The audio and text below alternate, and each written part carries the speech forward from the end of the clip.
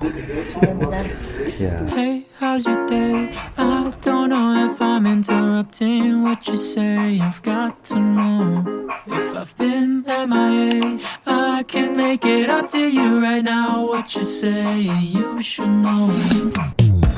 I see more life when I'm with you.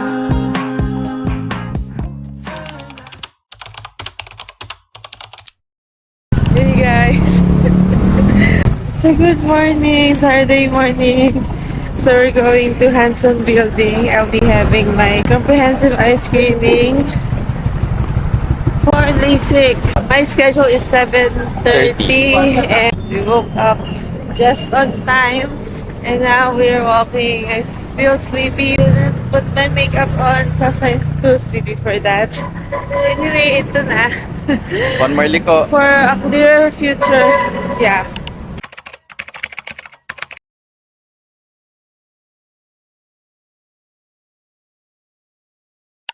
Yeah.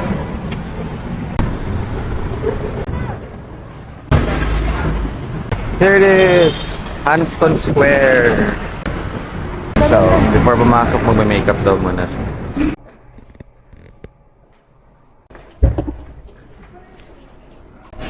Hey.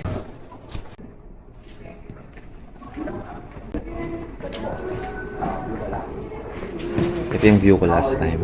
For the whole of it. Yeah. So I will fill out the form. Mahaba-haba po yan. Inattentive. Mm-hmm.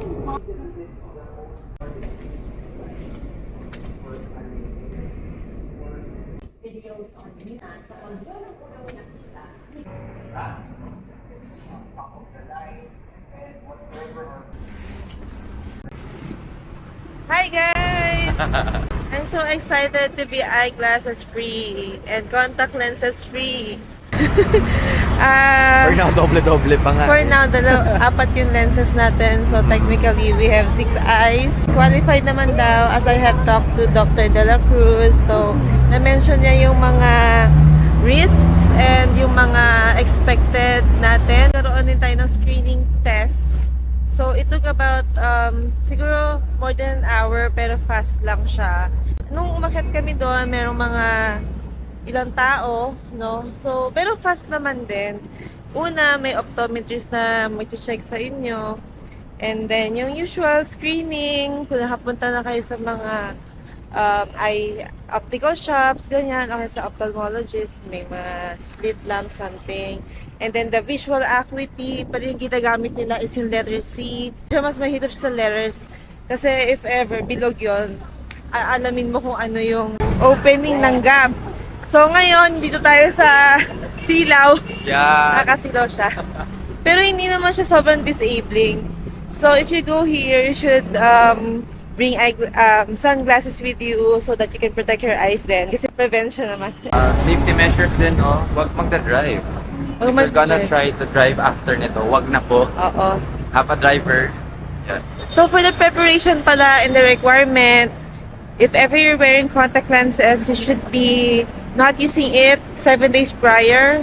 And sa sleep naman, mga 7 to 8 hours prior for optimal optimal results. Sa complications, maganda yung sinabi ni Doc. Honest siya na there is a risk na 1 to 3% infection pero so far wala naman daw po sa kanila. Common naman is yung dry eyes. So usually daw kapag mga contact lenses wearer, usually na-extend ng mga 6 months yon. So even those people na hindi gumagamit ng contact lenses, sometimes it gets permanent. If ever na kunyari at the age of 40, syempre you'll have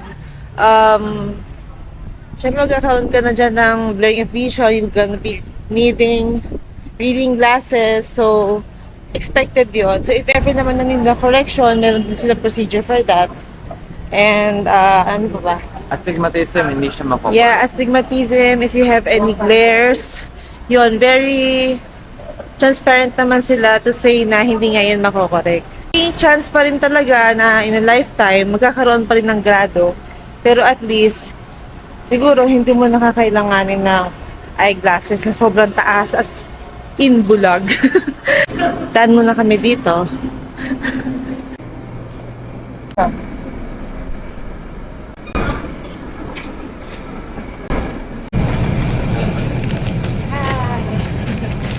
Sulit naman yung gising natin ngayon. Yay! Copy ko lang ako.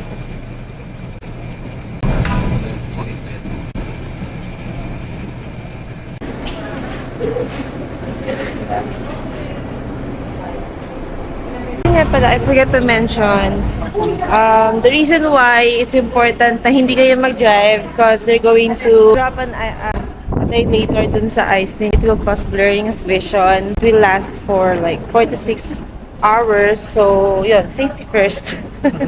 Pero sa ngayon, hindi naman siya sobrang labo. Actually, I've been wanting to try that din for a purpose. Hindi yung basta mag-drive. Kasi syempre, naging off-the-rotator din ako and we've been doing that for other patients. So, yeah.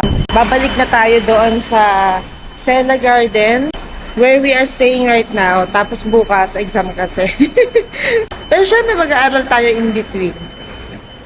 Yeah. Hey.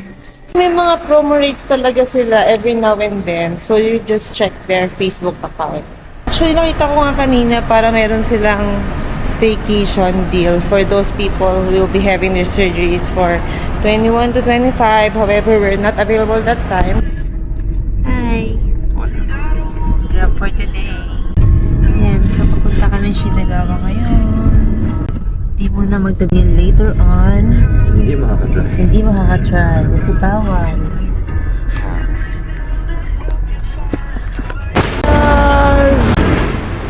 Hold ko. Yay! Wala tayong salamin later. Excited ka na? Finally. Masabi ko, finally. Parang siya sila.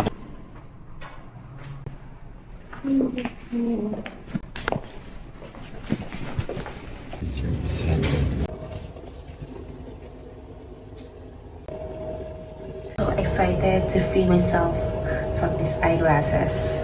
I had this since I am grade 2. Right. Ano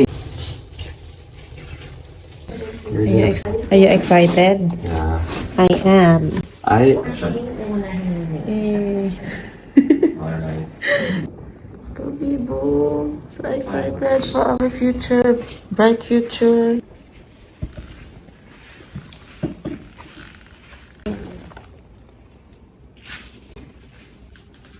Yes!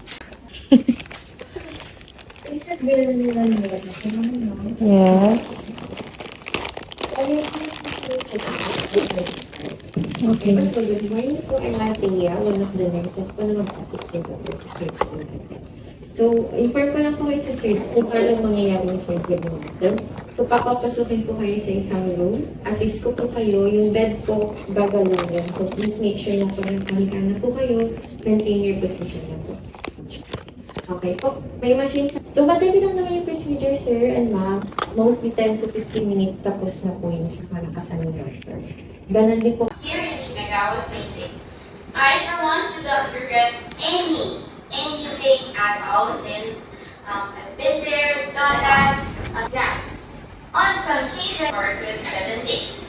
Now, in that case, you have